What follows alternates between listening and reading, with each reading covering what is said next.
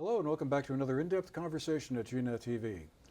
I'm Andrew McKeever. It's good to have you with us today on Monday, February 3rd, and also it's great to be joined in the studio by two of our local legislators. State Representative Dave Durfee is here with us, along with now State Senator Seth Bongartz, or back again to be a state senator. I'll have to ask you, Seth, how the Senate has changed in the 40 years or so since you were last in the chamber there. But anyway, Representative Durfee represents a district, the Bennington 3 district, that includes Shaftesbury and part of Sunderland, and Seth is one half of the Bennington County Senate delegation for Bennington County, and also Wilmington. Wilmington and Londonderry. What's that? Wilmington, Somerset on the southern end, and Stratton and Londonderry on the northern end. All right. So we poached a couple from Wyndham. We don't want to forget about those folks up there. Yeah. Well, again, thank you both for making the time for coming in to bring us up to speed on what's been happening in the legislature. It seems like things have gotten off to a very fast start. But I guess, Seth, I'll start with you. The big item that we've been hearing a lot about is the education proposal that Governor Scott unveiled a few weeks ago. This looks like a rather massive overhaul of what we've been used to having here in Vermont. Instead of, roughly 52 supervisory unions and 119 school districts, we go down to 5 large regional school districts. And Dave, I know you're also a member of the school board, or the treasurer of the Mount Anthony District School Board, so I'm sure this is an issue that you've been following quite closely as well. I wonder if you could just tell us, what was your first reaction to this? Does this sound like it's a sensible response to some of the concerns about property taxes that we've been hearing about since last year, or is this such a big change from what we've been used to in Vermont that it's like going to be oh my God? Well, it's a huge change, but I think we have to start with the fact that the current system is broken.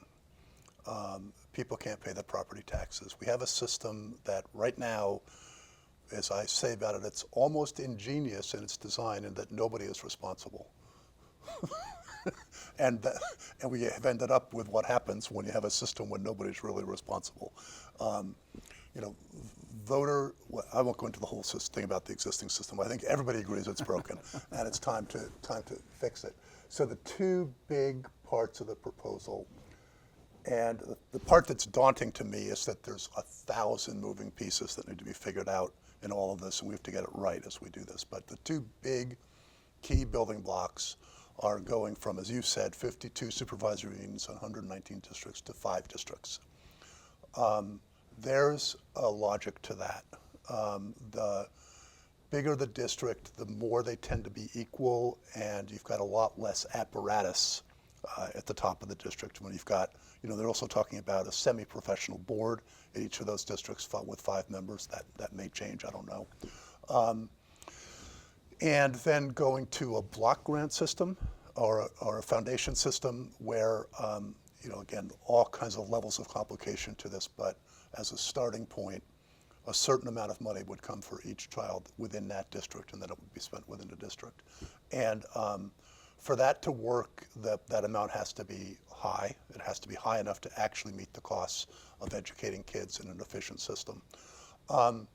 So the way that we've approached this in the Senate, and I assume the House is doing, in fact, we've had a lot of joint hearings with the House, so I kind of know the same thing is going on, has been to really just give the administration all the time it needs to fully introduce the proposal and share their thinking,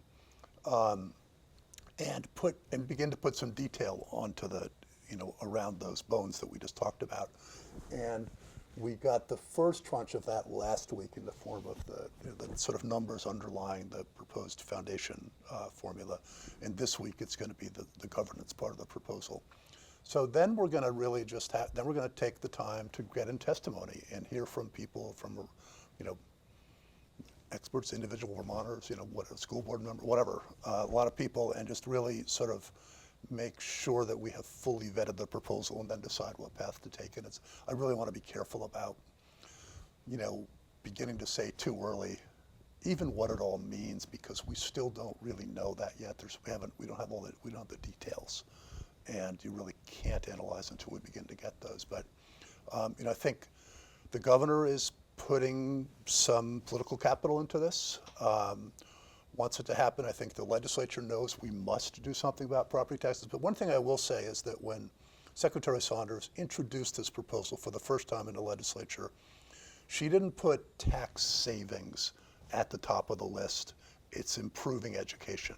And I'm really glad she did that, because on the one hand, we have to fix the property tax system, but everything's also related.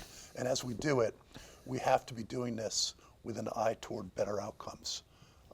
So we have to do the two things at once. And if we do the two things at once and we're able to get it right, then we can, on the one hand, bring the property tax system under control and at a rate and a level of increase that Vermonters can afford, and get better educational results, produce a better system that produces better results. Mm-hmm. So we'll see that as devil's in the details. And Dave, I guess I just wondered early in the game, I guess, but what are your thoughts on it so far? Is it something, a proposal that at least at some level makes sense, or? Well, I think that it's not fleshed out enough to really know how much sense it makes. The key things are that, as I understand it, that the proposal that's come from the administration would shift decision-making from local districts, school districts, onto either the state itself or onto a much larger school district that might cover as much as 3 counties or more. So when we talk about 5 districts, they would be 5 large districts. And that's obviously a big departure from what the system we've traditionally had. That's where the governor has, I think to his credit, been willing to take a stand, a political stand that hasn't happened up until this point. It's not popular to say, in Vermont, it's not popular to say Montpelier is going to decide how much you spend on your school systems. We've historically had that local control. So where it goes from here, I think, is, to Seth's point, there's nothing, I don't think the administration has said that this will save any money. They have said that it will reduce the growth in school spending, and they have suggested that if there are savings or if there is reduction in the growth rate of school spending, that it would be because we would have fewer staff, fewer teachers per pupil. Vermont has the most right now, and since we allow decisions to be made locally, those are the decisions we've made historically to add staff. And just the other thing I would say, there's no requirement in a proposal going forward that schools are paid for out of property taxes. That's the way we've done it historically. It doesn't have to be that way.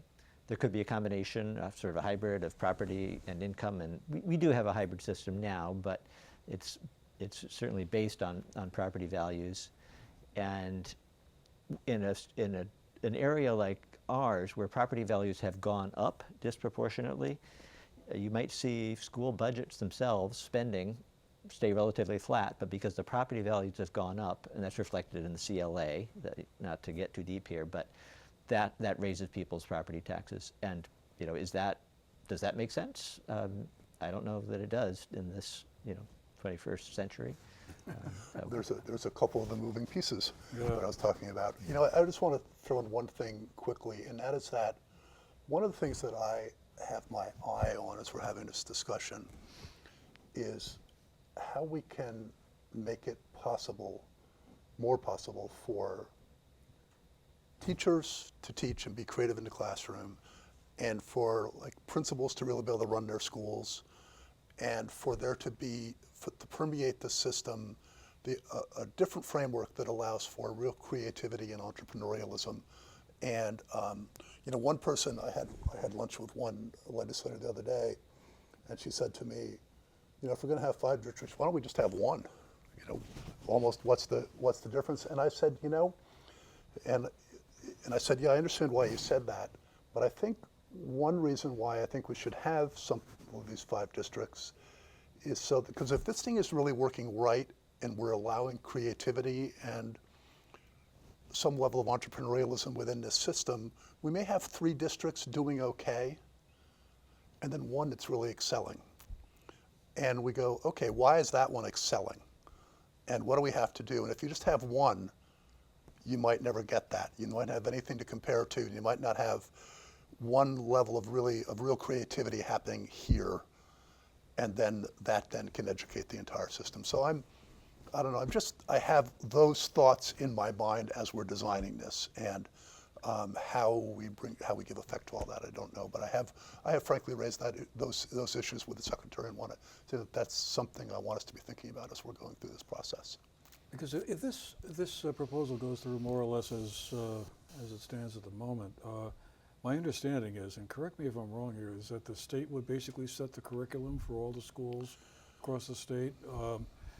I guess I sort of had assumed, well, that was what we were doing already, but apparently there's much more leeway within each supervisor union to kind of determine curriculum for the various grades. Is that the case, or would that be a big change from the present? I think, and I don't want to, I'll let Dick go to say, I think that's something we have to really be careful about, because if it's just uniform curriculum and the teacher can't really bring their own creativity and passion to, then I think that's something we have to be really careful about. And I want to make sure that I've talked to teachers, Rob Hunter, chair of the English department at Burton, just talked about how he used to say to the teachers, teach to your passion. Mm-hmm.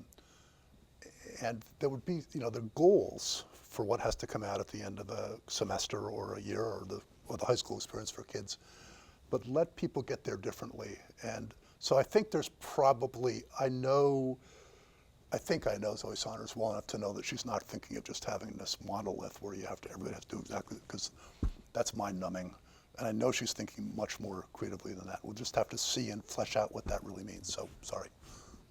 Yeah, the current system, under the current system, the state has standards, and local districts, local supervisory unions have a curriculum. They decide what the curriculum are going to be. And I don't know I'm not sure whether the proposal makes it clear, the governor's proposal makes it clear how that would look in the future. But in any case, the legislature will have its own thoughts on that. So whether it looks like this in the future, remains to be seen. So one last question on this before we move on. It just seems like, in the past, what this proposal seems to indicate is that there'd be a lot more school consolidation, right? Mm. Some schools would be closed. There's already been a fair amount of talk of that around here in this end of Bennington County. But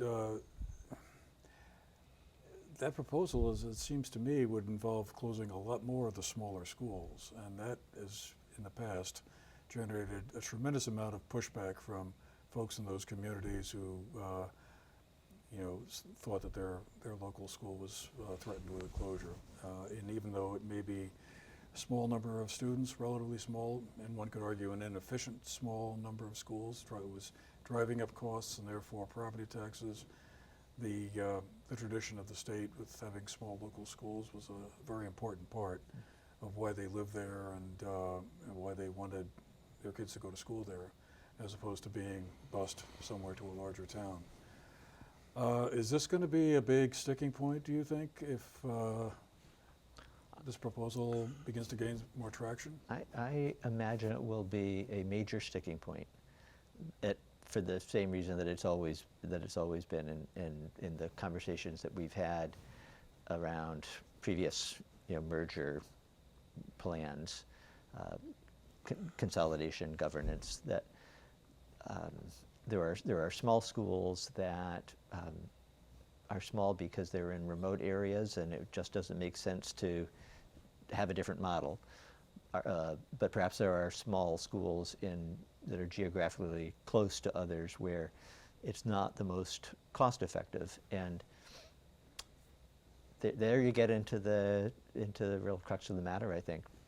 If we're going to spend less on education, which that's part of one of the goals here, there would have to be compromises, and then those compromises won't be popular with everyone. So I agree with that, by the way, everything Dave said.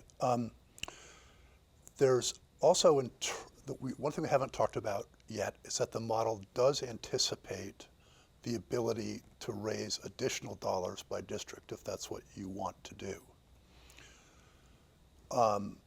So one possibility is that the block grant comes through, and a block grant is high enough so that if you are running an efficient system, you actually don't need to vote additional dollars. That's perhaps the theory that we may end up with, or this sort of there. And then the idea would be, if you want to spend more within your district, as long as those costs stay within those, let's just say Wyndham, we're over here in Bennington, Rutland kind of sort of district, and then Wyndham and Windsor are over there. And if they want to spend more money to keep do whatever they want to do over there, as long as it doesn't affect us, I don't have a problem with that. We just have to set up a system where if you are doing that in order to, for instance, keep all your small schools open, that's your decision and your dollars. There's Brigham issues in that we have to figure out. But that's another part of this. So the one question is whether that issue of closing smaller schools will be prescriptive from the state level down. If you're only doing this, you have to close it, or whether the dollars, whether you get the block grant to run an efficient system. And if you want to run a less efficient system, there's reasons why you might want to, actually. Go ahead, but you're paying for it. So we'll see. It's easy to talk in broad strokes because there are 1,000 moving pieces involved in all of this that have to all get put together in a way that truly works. And Brigham is going to be, I've got thoughts about how to do that, but Brigham is. That's the decision that was handed down in 1997, I think, that set up Act 60, basically, which led to the state funding. Kids all over the state deserve the same access to dollars for education. The idea that education equity was important, that an affluent community should be able to offer more stuff than a less affluent. Right.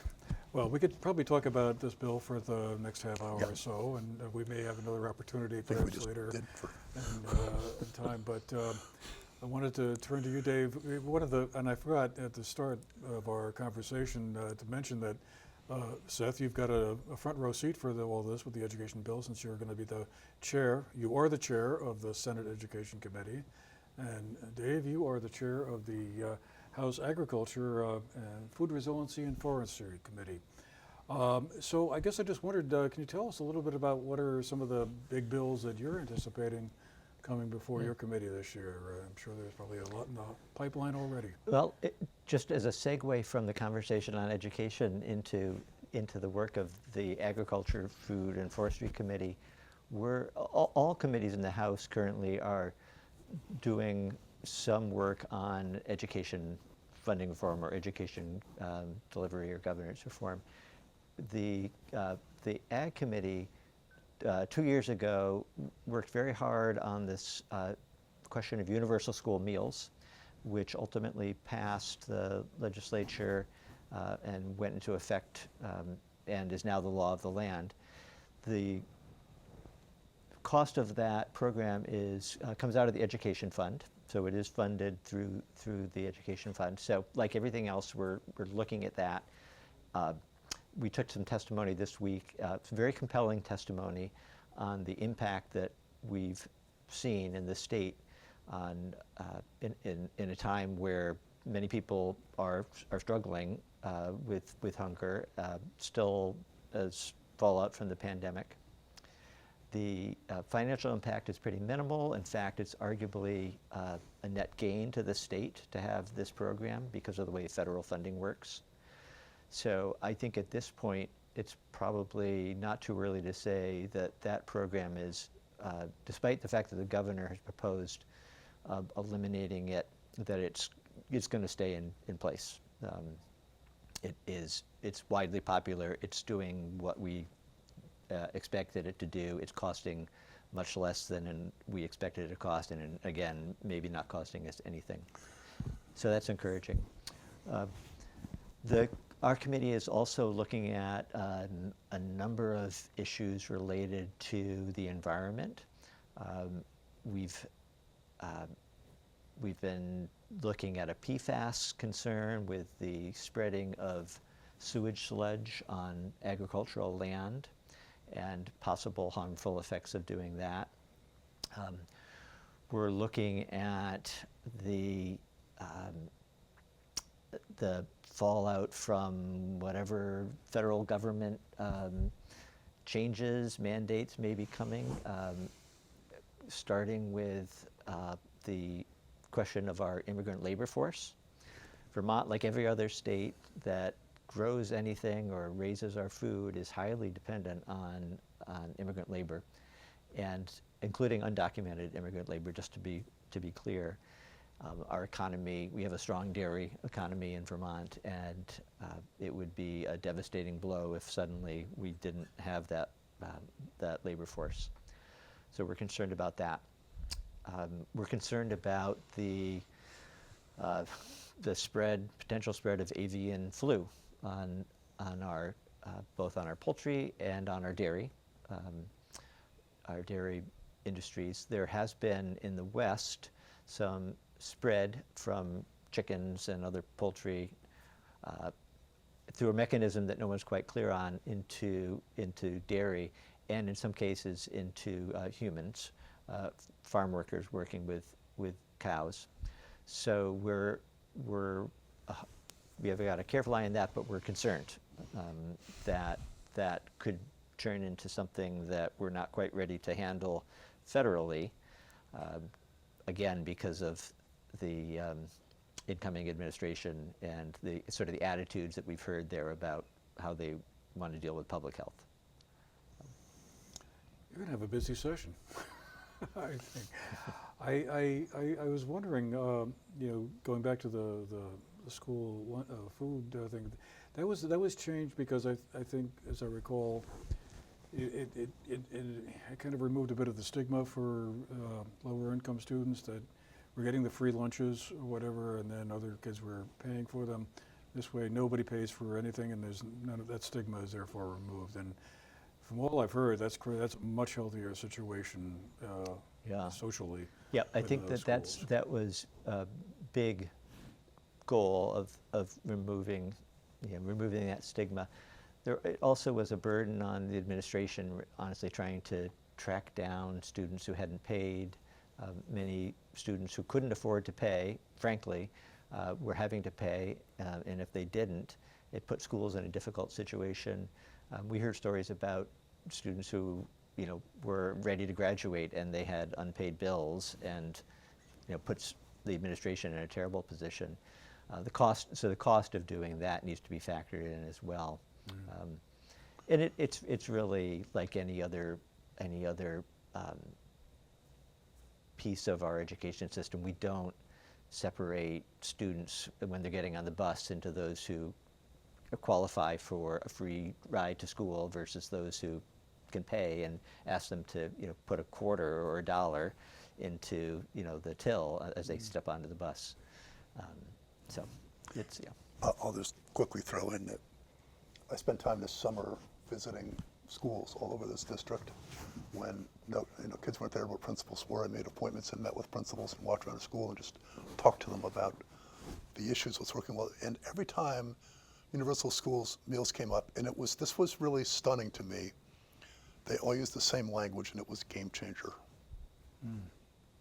It's been a game changer, and for all the reasons you two have been, we've been talking about as we've been sitting here. And so, kids, I don't know, no stigma, then all kids being well fed and able to learn, all of those things, game changer. So it's frankly, I'll just emphasize what Dave said, no way in hell is that changing. Yeah. Yeah. Well, it certainly seems like it's worked Yeah. very well. So, Dave, you mentioned that there's been a certain amount of uncertainty, I'm struggling for the right word here, around federal funding over the last week or so. Seems like one day there was going to be a pause in federal funding that goes to nonprofit organizations and others like agencies like Head Start, for instance. And then that was back on, and a federal judge says, no, you can't do that. So where do we stand at the moment? I mean, my understanding is that the spigot is back on again, but It's no hard one to seems it's hard to really to know stay, what's going on. It's hard to stay on top of what's happening. But we met this morning with some of the Head Start folks, in fact, and afterwards I spoke to one of the folks who runs the program and asked whether it had an impact on them, and they said yes, absolutely. Last week it was from one day to the next uncertain about what would happen, and uncertainty that can be really stressful for parents. The kids are little and probably aren't aware of what's going on, but staff, for all the reasons you can imagine. Yeah. Well, in the time we have left, I also wanted to just ask you what you thought of the governor's budget address. I mean, they came down last week. Did it sound like it was more or less reasonable, or was there anything in it that you thought, well, I don't think I agree with that, or? There was nothing monumental in it one way or the other. So, but fully funding the Housing and Conservation Fund isn't obvious to me. More money for VHIP, the Home Improvement Program, which is a very efficient way to get housing back online or online. I just didn't. I listened to a lot of it. The part that was really about the budget at the beginning, the first half, and I was going, yeah, pretty. It seems to all be there. I wish there were more dollars here and there, but that's life. I don't know. I think there were a couple of surprises. The child tax credit, which the legislature passed and the governor allowed to pass into law, I think reluctantly, 3 years ago now, is now being proposed to expand to up to age 6. It currently goes to age 5, along with the earned income tax credit expansion of that.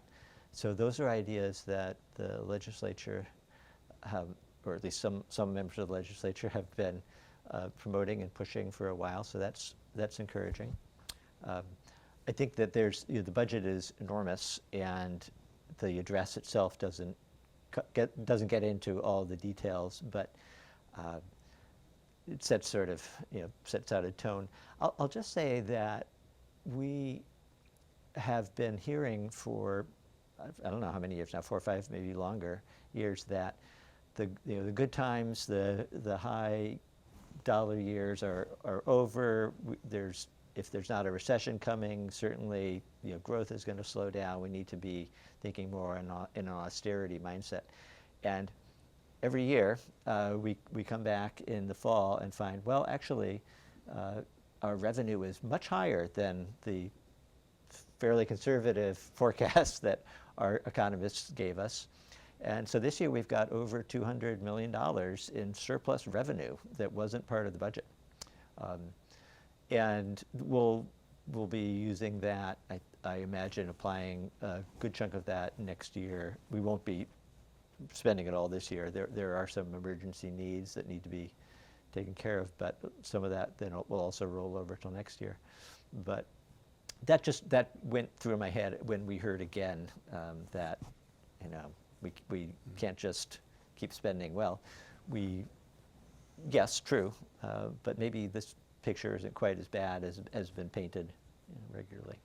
So you're referring there, I guess, to the pandemic money that was coming in from the federal government. Well, there was certainly that, but just now, and that is gone, yes, for sure. But our economy, the economy is strong enough and has continued to be strong enough that our tax receipts, income, sales tax, all the other ways that revenue is coming in, is exceeding has been exceeding sort of regularly what we had.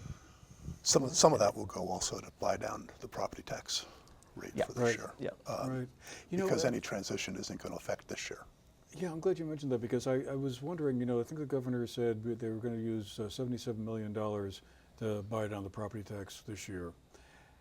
Is that money then that then has to be replaced the following year? Yeah. I mean, it sounds like an obvious, easy fix. Oh, yeah, perfect. Yeah. Pull some money out of the reserve fund, but that money then has to be replaced. So And that comes from I think that the governor specifically has proposed taking some of this large surplus that we had, that we're now envisioning to have this year at the end of, in June, at the end of the year, there'll be that much money that hasn't been spent, and applying that specifically to a one-time buy down. And as Seth just pointed out, if we are to overhaul this system in some way, it won't be happening, won't be kicking in July. It's going to take longer than that.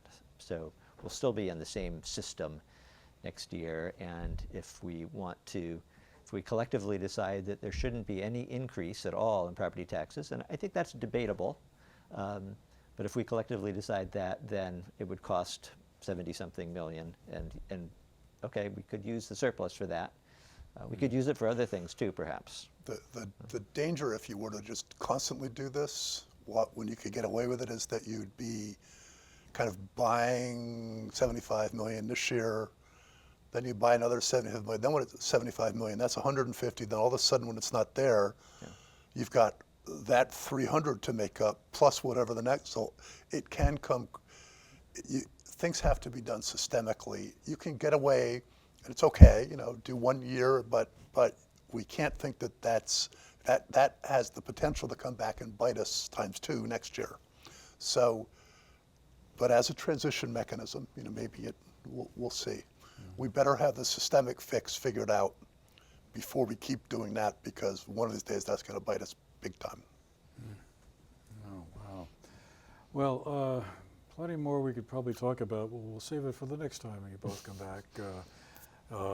But before we go, Seth, I did want to ask you, you were in the state senate back in the mid-'80s. Yeah. And, 40 years have come and gone just like that. And how's the institution different? Is it the same kind of, place, traditional and all of that? Or has the dynamic of the chamber changed in some way since you last were there? Well, the interesting thing, I think, is that the House has changed more, because I was in both the House and the Senate in the 80s, and then I came back to both the House and the Senate. The House used to be a lot more of the Wild West on the floor. Now, when you go in, there's a vote coming, you tend to know how it's going to come out. There's been a lot of discussion, and but when I was there in the 80s, it was kind of like there really wasn't. The parties were not as effective at corralling members and talking things through and making decisions about kind of caucus decisions. And you could have somebody who was good. The House could be going one way, then somebody who's really good and convincing would stand up, and you see the House start to go the other way. And things would change on the floor. That doesn't happen anymore. The other thing I used to say about it, if you'd asked me this question a year ago, what's the big change, I would have said the place is run by women. Far different than when I was there in the mid-'80s, the House in particular. That's a little less true this time after the elections. For when I went back, I remember one day, I don't know why this struck me, but one day in the middle of the afternoon, for whatever reason, I was walking through, because actually my committee room was right next to the cafeteria, and I was walking through the cafeteria, and I looked out across the cafeteria at all these huddles at tables of people working. It was all women. And I thought, wow, That did not used to be the This is case. 40 years ago. So, about the Senate, I would say the interesting thing about the Senate is it's very much the same. The Senate is a much more staid and maybe slower to change. I don't know. The Senate kind of feels the way that it did when I was there. The House felt different. Okay, That would be my answer. interesting. Even though you didn't ask that question. But Well, all right. Well, great. Well, again, thank you both for making the time for coming in, and you know, well, we'll have to bring you back here at some point later in the session when It's nice to be back. when Good to all, see you. some of these loose ends have been tied up, perhaps, maybe not. But anyway, once again, really pleased to have with us today State Senator Seth Bongartz, State Representative Dave Durfee, and great to have had you with us as well today. Hope you found our show interesting, and we'll see you again the next time. Take care.